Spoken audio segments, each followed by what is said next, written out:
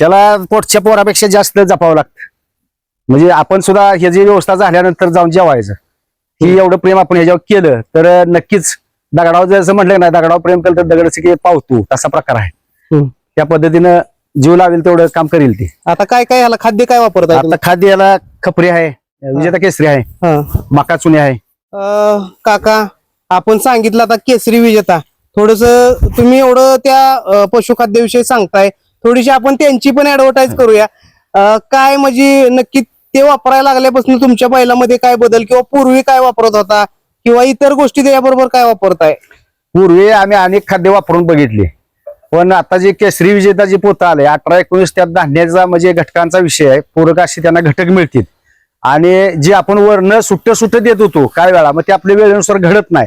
ती एकत्र मिनरल मिक्सरच्या पावडरी प्रमाणे जसं जी बॅग असते त्या बॅगेला सुद्धा अतिशय उत्कृष्ट बॅग हिने ह्या कंपनीने सुद्धा चांगली व्यवस्था केली म्हणजे बैलवाल्यांची, आणि चांगलं रिझल्ट, अतिशय चांगलं त्यात रिझल्ट मिळतील.